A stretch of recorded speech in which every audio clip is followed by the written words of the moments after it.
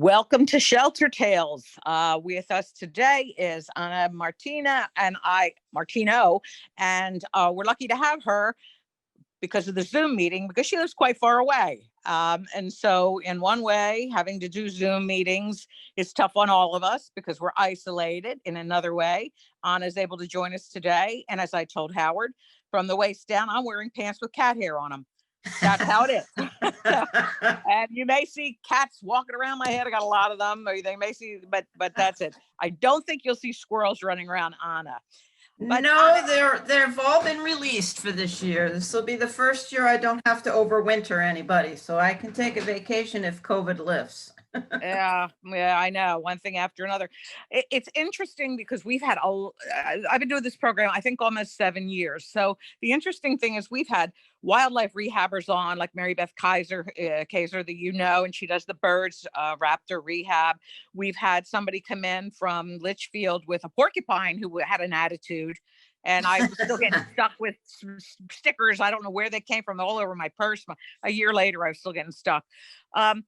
Most people, not me, I think of squirrels as nuisance animals. Mhm. Oh, they're in my attic. Oh, I think they're adorable. I love their antics and that. So what made you get into rehabbing squirrels in particular? Or do you do other rodent type animals? I want to ask you. Well, that's a good question, and the answer is I'm an animal lover from childhood, and I used to watch them run around, and I was always fascinated about their energy. They really are high energy. Yeah. They're very frenetic, and they can be very destructive. So, but I always was an active person, so I think they're adorable as well. So thank you for thinking that they're adorable as well. Not everybody does. They are considered nuisance animals, and that's the number one call I get outside of raccoons being in somebody's attic, under decks. And what we tell people is, obviously, if they've gone into the attic and you're hearing noises, mom may have babies in there, and it's crucial that you understand this, and also, if you want to exclude them, to call a licensed professional, not a wildlife professional, because we don't do that. It's a separate thing, but a nuisance wildlife control officer operator. I mean, in the state of Connecticut, you can find that listing on the DEEP website. But you don't want to close up prematurely if squirrels are in your attic, because when mom goes up there, she may burrow into insulation to make her nest, or she may be in the eaves where you can't get to her. So that's where the nuisance wildlife control comes in. And there are humane people out there that will just get them out for you and advise you on how to either do the work yourself or have them do the exclusion. But as far as my journey as a wildlife rehabber, I, from the get-go, was always bringing animals home to my mother, and she would say no, and then she'd fall in love with them, and then we'd rehab them and either adopt them out if they were cats or keep them, dogs as well. Anything I would bring home, from snakes. There was an injured squirrel once. We've had birds, you name it. I've kind of attached to it and always advocated for wildlife, because let's face it, they live outside, we don't. Right. Okay. Right. So if I think in terms of, if we were forced to live outside, we would be hunters and gatherers like our ancestors. That's just the way it is. But not everybody thinks of that, especially if squirrels are in your yard and they're digging holes, or they're burying their nuts, or they're going into your attic, or they're chewing wires, because they will chew. Obviously, they're right. You know, they can be quite destructive. So as I went in my journey in my life, I was, volunteering at shelters, fostering animals. I did domestic transport for many years. And then one day I was working in Middletown, and I was sitting in a park, and these kids were playing with a baby squirrel and throwing it up in the air, and they were going, and I could hear it. I could hear it like crying. It was very hungry, and it had lost his mom. So I went over because I had been doing wildlife transport before I got to be a wildlife reporter. And I asked them if I could see the animal. And I assessed it. Just by looking at it, I could tell that it was orphaned. So I was on my lunch hour and I didn't want to leave this little baby. So I tucked him actually in my bra to keep it warm. So I know enough that at that age, they can't what's called thermoregulate. They can't produce their own body heat. So I had to. That's the number one thing I tell people: keep it warm, keep it warm, keep it warm. So I placed it in my bra and I kind of smuggled it in. I stopped at an antique store and I asked them if I had some kind of cage. Right. They gave me some kind of, I don't know what it is. I still have it today, but I put it in the cage and I knew enough not to feed it. Well, now, why is that? And number one, how can you tell a baby squirrel is orphaned? Is it like its body weight is real low, or how can you tell that it's truly orphaned and then just fall out of the nest and mom's coming back? And why don't you feed them? That would be somebody's first instinct. Right. And it was my first instinct too, is always to like feed, but right. You can do irreparable damage to the animal because they have a diet that wildlife, they have a special diet. When people think of, if you think of a baby, right? They need formula or they need mom's milk. Okay? So baby squirrels or any baby mammal needs mom's milk. So rehabbers have to get the combination as close as to mama's milk. Right. So that involves, I mean, we've gotten to the point where we change formulas every once in a while, but there's a good mix now with the rehabbers in Connecticut. Everybody uses their own mix, but we have specially designed formula for babies. And it's a good question. How do you know if it's orphaned? Well, in the case of the park, those kids were playing with a squirrel. Mammals are afraid. We're predators. Right. Any animal has an instinctive, just like we do, fight or flight. Get away. Yeah, get away. So unless mom is gone, they are going to seek out humans, seek out anything, run to anything to survive, to get. Really? They help me. That's amazing. And so that's what that little guy did to those kids. And as soon as I held him, he was kind of like, you know, that there's a sound they make when they call when they're hungry. Oh, yeah. But he was doing that, and I knew right away. So I had made some connections with a wildlife rehabber, so I called her immediately for suggestions. What I like to say to people is, if you see an orphan baby and it starts to follow you or climb on you, then that's a really good indication that it hasn't been with mom. That it is alone. Yeah, that it is alone and scared. So what I tell people to do is immediately look around to see if there are other babies. Because squirrels have litters twice a year, sometimes 3 if mom has lost her babies. And generally speaking, they have 2 to 7. However, in my wildlife career, I've only seen, I've had a litter of 5. So okay. That means is they have more and then some die, you know. Okay. So the average litter is probably around 3 or 4, 5 kind of high. But I always tell people, please, you know, don't abandon the baby, don't feed it, keep it warm, and look for injuries. If it's injured, malnutrition, you'll see lethargy, you'll see possible just crying hysterically for mom. And obviously if it's bleeding, Right. or it's staggering, there could be a broken limb. There Right. could be what's called when a squirrel is not has the proper calcium, it suffers something called metabolic disorder, Mm-hmm. which is a calcium deficiency, and it can suffer horribly. So I Mm-hmm. tell people the biggest thing is to keep it warm. It then as a rehabber, you have to. I'm gonna just gonna. Do vets take care of squirrels, or do they just figure they're wildlife and they're not going to do that? I mean, once you get an injured squirrel, say something you can't handle, like it did break its leg, or something you don't know is wrong with it, but something's wrong with it. Do vets? Are there wildlife vets? Because I've never. I've been doing this show for almost 7 years. I've never heard of one. And that is a really good question. Yes, as part of our training and as part of our licensing requirement, we have to have a vet on our team.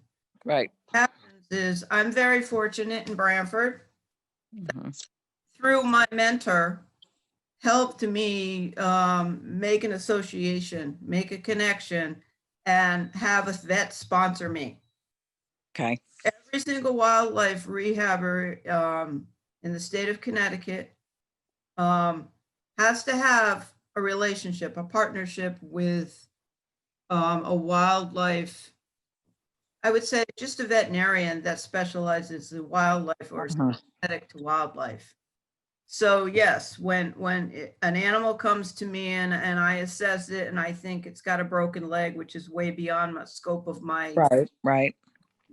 my expertise, I call the vet and ask them if I could bring it. They know, Mhm. so they're like, okay, bring it down. And they'll assess it and they'll either say we need to put it to sleep or take it back, Right. Okay. rehab it till release. What? So after it heals, your thing is to release it back into the wild, of course. Has there ever been a time when a squirrel has bonded because now you're mama, and doesn't want to, or is it as instinct as soon as you let it out that door, they're gone, or do they hang around for a bit, or Well, imprinting is possible in any animal. So to avoid that, we try to disengage with so it you try not to you're trying specifically not to bond with it. You're trying not to handle it only as much as you have to. only as much as we have to is key. Yeah. Oh, okay. Okay. Okay. Are there specific seasons? I mean, do squirrels have babies all year round, or is it like everything else? Spring, summer, early fall? Are you That slower now than you are earlier in the year? that's a good question, and to answer it, squirrels will start to they're burying their nuts right now to get ready for winter. Uh huh. So Uh you huh. see them scurrying out and digging in the ground and putting nuts in. The nuts have all fallen off the tree. So hopefully they've buried them all and they get ready for winter. But Uh-huh. your question, they start to look for a mate or mate in January. And there's a 44-day gestation period. So after So January, and what did you say? A 4 week gestation period? 44 days Oh. thereabout. And so we can start seeing and have started seeing animals mate earlier, as early as the end of January. I've Wow. known who've gotten them January 15th. Generally I see them between February and March. March is pretty much when we start seeing a lot of the babies coming to us, mama going out during the day to feed herself so she can feed her babies, getting hip, Mm-hmm. injured, Mm-hmm. and then babies who are born hairless, sightless, and within a couple of days, their ears start to curl away from their head and they can hear. They're so cute. I mean, they look like little rubber erasers, don't they? It's like any kind of little road. It looks like a rubber eraser to me when they're born. Yeah, So they cute. do, and they are very difficult. That's why we always say, please try to reunite with mama. Right. Any chance to reunite, mama's always their best bet. I mean, we can do as much as we can to mimic and provide an environment that teaches them how to be a squirrel. Mm-hmm. Mama's the best bet. So after the 44 days, they're born, and if they come into our rehab, it takes it's a process, let me just say that, where they're on the formula for about 8 to 10 weeks. In the wild, normally, they would be crawling around and following mama around, learning how to hunt and be a squirrel, and climb trees and build a nest. Mm-hmm. At about 8 to 10 weeks. They're very curious, obviously. So their nests are in trees or in tree cavities. You'll see, you've often probably seen, if you look up in the tree and you see these huge leaf nests. Yeah, big like a leafy, yeah. Hanging off. It's almost like, how could they build a nest when it's hanging? Right. Or you may see it in the crotch of the tree. And then in the winter, they seek shelter in tree cavities. Leaf nests are called drays, and tree dens, they're called dens, but cavities. So they nest in a cavity in a tree. Squirrels always have a backup nest just in case a predator comes in. They'll always have another nest. So I tell people, if one nest is destroyed, and you don't see any animals, mom will start moving. Start moving them. Right. So the whole process for a rehabber, for it to be, and everybody's different, but I generally wait until 12 to 14 weeks before I even put them in an outdoor pre-release cage, which has, by the state of Connecticut, requirements. Every rehabber who specializes in whatever animal they do, mine is squirrels, has to abide by the state of Connecticut's caging and specific guidelines.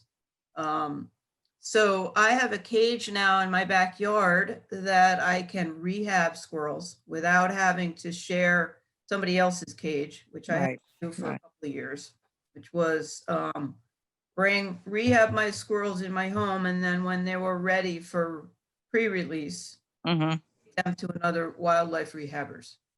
What made you choose squirrels versus, like you said, you were quite prolific about bringing everything home to your poor mother, but God bless you had a mother that wasn't afraid to let you do it. My mother probably have fainted. So what made you specialize in that? I mean, because there's certainly possum out there, and they eat ticks, and everybody's saying don't chase a possum off your property. So many things, possums, raccoons, trying to think that other little badger, groundhogs, things like that. What made you choose squirrel? I mean, there's so many more of them I see, I guess, but what made you go that way? Well, different animals, like I mentioned, have different caging requirements, and obviously different things that the requirements. So squirrels by far are the easiest. And for my setup, lots of wildlife rehabbers live on large properties that have space and the ability to have massive flight cages for the birds, and setups for waterfowl and stuff like that. But I'm a one person show, and my facility lends itself to smaller animals that don't require as much care. So, and besides the fact, I always tell incoming rehabbers, if you really love a species, always start with that and specialize in it, because they love you. Right. Right. You really know what you're doing with that animal. And I find right now that as I go through my journey in rehab, that I will take on other animals as I grow. But Right. for me, I have a passion for squirrels, and I have the room, because you never want to compromise the animal by putting it in a smaller cage, Right. Right. Right. or doing it for you. You need to Right. be able to understand that it's a wild animal. Right. It needs to be free. You're only taking it in because it can't survive out there Right. Right. without Right. your help. I always wonder because it doesn't bother me. As I said, I think they're adorable. That people get so annoyed. I think that if they're smart enough to get the bird seed, they deserve some bird seed. I mean, you see these things hanging upside down. They're hilarious. The antics. They're like circus acrobats. It's like, well, because I've been putting out those blocks of suet. I Yep. know the squirrels get to them. So what? I mean, it's like you see people get so angry with them. It's they're just trying to feed themselves. They're just trying to, it's there, it's available, it's food. So do you suggest people ever scattering nuts for squirrels, or just leave them do their thing and leave them like they've been for millennia? Just let them do their thing in the winter. Well, I have bird feeders up for the birds, and my pre-release squirrels and my local squirrels, obviously they're opportunists, Right. so they will come. But there are a few things you can try. Now, squirrels are very smart, and a lot of the gimmicks out there to prevent squirrels, the squirrel-proof feeders. Mm-hmm. I'll get to it. Any animal will get to food if they can Right. find a way. So what Right. I tell people is, if you want to watch the birds and feed the birds, put it on a shepherd's staff or a pole, Right. and put it away from your house, so you don't have animals coming to your patio, or going up, having access to your roof to get into an attic. Right. Put it away from your house, put it on a pole, and buy a baffle.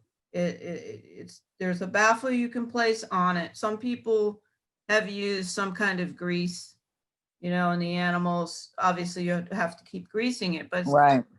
kind of not nice. The animal Yeah. crawls up and then it slides down. Slides down. Right. But as you'll often see with like bluebird nesting boxes, to keep the predators away, they have these baffles. Okay. Okay. Now, what towns do you cover? I know you're down in Brantford, lovely place. What towns do you get calls from? How far away do you get calls from these towns? Well, my name is registered on the Deep website for animals, under small Mhm. mammals. So when people access that listing, be it whether they call the wildlife hotline to find a rehabber, or they do a Google search for it, Mhm. my Mhm. name pops up, and it's listed by towns. Gotcha. So if they're calling from Brantford or Guilford or something close, they may call me first. Right. But if they go down the list and they're not getting anybody and they need immediate help, I may get a call from your area. I may get a call from the northwest corner. Right. Right. And I'm perfectly happy to take them. But I used to transport. I used to go pick them up. But during baby season, I can't afford to drive everywhere. All over the place. Yeah. So the first thing I ask is, have you tried anyone in your area? Right. Right.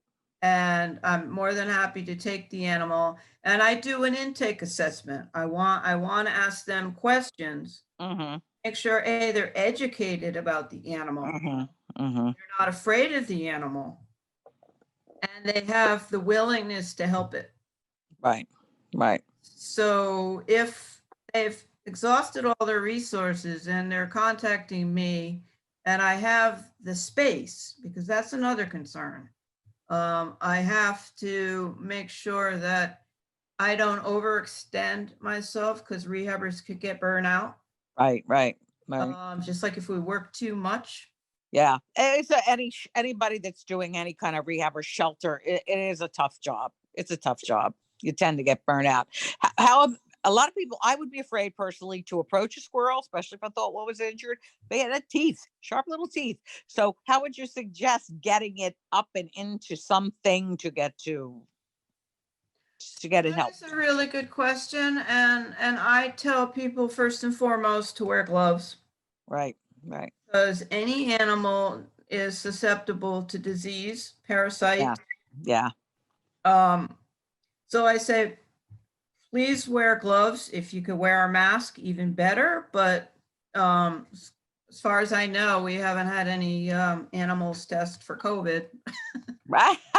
What was that? Minks. I think the poor minks are having all kinds of trouble. So, Um, but yeah. but and then if you're really afraid of it, my first go-to is the animal control officers, your Right. local Okay. shelters, Okay. Right. or the police. Police will probably just call. Some police are really nice; they'll come right out. Obviously, the state people in Connecticut are wonderful when it comes to animal rescue. But call your animal control officers first if you can't get a wildlife rehabber to come out. You can also, if they're injured, mind you, and they're stationary, like they're not going to run away, like they're really seriously injured, but you're still afraid. Right. The animal injured is going to fight for its life. Right. Okay. Right? Because we're predators. Yeah. So what I suggest is if you have a laundry basket or a box, Right. put it over it. Okay. To keep it there. Okay. Oftentimes, the animal may just be stunned and will Right. come off.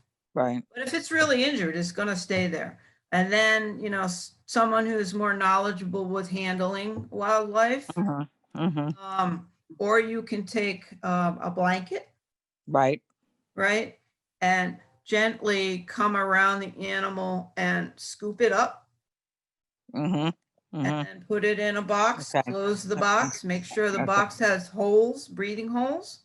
Yeah. Okay. And then bring it inside until you find a wildlife rehabber. Keep it warm. Right. What I mean by warm is if you have a heating pad that doesn't shut off, or you have the luxury of turning it on every hour 2 hours when it goes off. Right. Put it underneath the box, but put it only on half of the box. Okay. So they can get away if it gets. So if it gets too hot, the animal can move to the other side. Move somewhere else. Yeah. Yeah. A hot water bottle. Okay. The old-fashioned hot water bottle. Yeah. Hot water bottle, but wrap that in a towel because we don't want the hot water bottle to fall. Right. Right. Drown the animal, or get too hot. Right. Inside the box or the container. Okay. Also a rice sock. Okay. You fill it with rice, you put it in the microwave. Right. Okay. And that keeps the animal warm. Or if you're a person that works outside or just is a fan of those hand warmers. Ones you open up and shake, and it gives you 10 hours of heat. So now all these things I would have never known. I would have said, wrap it in a blanket and I would try to feed it. So this is very good information. The first thing you think of is it's hungry, and human beings don't want anything to starve. You know what it feels like to be hungry, and you think, well, if I save it, he's got to eat. But so that's where you go to a rehabber who knows exactly what they have to eat, and quickly, I would imagine, because I don't know how much body weight these little things have, but if they don't have a lot and they're hungry, And a lot of times, what I tell people is they're not gonna starve unless they've been out there for a while. That's why I like to tell people when they call, text is easier for me to answer than call. So I always say, please text me. And when you do, send me a picture of the animal. Okay. So I can see the condition. Okay. So I can assess it right away to say, get it to me right away. Right. Or it's going to be okay. Just keep it in a box, keep it warm. Okay. Keep it dark. and keep it away from your domestics. Yeah, that's the other. Yeah. Any Yeah. TV, if you have a separate room, you could keep it in where you could monitor it every hour. Mhm. So go in, Right. peek in the box. Yeah. Not trying to stress it. Like I have cats. I could never, I'd have to put a squirrel in a different room. I had to do that with a bird that got in the house. I don't even know how. And until he got unstunned, I was afraid to put him outside because there's animals all over outside. So I had to wait till he got unstunned. And he actually let me approach him and pick him up at that point. I think it was desperation to get the heck out of my house. So you gotta just get away from all these animals here. So how long have you been doing this? I started with the actual Middletown incident where I took the baby squirrel from the kids. That was 2017. And because I had made a connection with this woman down in Guilford, I asked when I dropped it off to her, how do you become a wildlife rehabber? Mm-hmm. And she goes, well, I'll be willing to mentor you. Mm-hmm. So from there, I did hands-on training. Mm-hmm. And I was exposed to a lot of different species. And I learned the proper way to clean a cage, the proper way to repair and to build. I learned how to tube feed a little opossums. Mm-hmm. Mm-hmm. When they're born, they're the size They're so of a bumblebee. tiny. Yeah. They're so tiny. When they're born, they're the size of a bumblebee. And so I learned different animals. Mm-hmm. And you have to take a class sponsored to the state of Connecticut Wildlife Division. It's a 1-day seminar and you go all day and they talk about the process because people think, oh, how cute. Oh, you're doing this. This is great. You get paid by the state. No, we're not. We're all volunteers. This is all out of pocket expenses. We do it because we love it. Yes. So we do every once in a while ask for donations. There are nonprofits set up to receive donations. Mm-hmm. On our transport sheets or our intake sheets, we ask for donations. Right. Okay. For the person that says, hey, I have this baby squirrel here. Yeah, they should be willing to kick in a few bucks to help out. Now you mentioned you didn't have a website yet. Are you linked into other websites that do fundraisers? Because we also do put that online. We will put that in this video. If you are not, tell people how to donate. Because I don't want to keep it too long because I know you got to get to work. Well, what I suggest is for anyone who wants to have more knowledge on not only squirrels but other animals, the Connecticut Wildlife Rehabbers Association has a plethora of information. Okay. It even walks you through what do you do if you find a baby squirrel or an adult squirrel, Mm-hmm. a raccoon or a bird. It has Mm-hmm. all kinds of information on there. And I am a member of the Connecticut Wildlife Rehabilitators Mm-hmm. Association. And they're very good at helping other rehabbers get help when they need help. Each wildlife rehabber listed on the list may have their own nonprofit, but I'm welcome to give you the organization's website so your viewers and listeners can explore that site. That site is CWRA wildlife.org. Okay. And for those who are seeking help with any animal, I am a licensed small mammal through the state of Connecticut. So what that means is I can take anything that's not RVS, which is rabies vector species. That means raccoons, skunks, foxes. Mm-hmm. Mm-hmm. Mm-hmm. So they can go to the DEEP website. Okay. And Google distressed animals in Connecticut, or there's actually the website is portal.connecticut.gov/DEEP/wildlife/rehabilitator. That's a mouthful. It's a mouthful, but if you just Google distressed wildlife in Okay. you'll get to the website. Get website. There Okay. are also numbers that you could call. Okay. The number that you can call for the state, you get dispatch is 860-424-3333. If you should suspect abuse of an animal, or you see a bear or a bobcat or a coyote sighting, you can call the NCON police.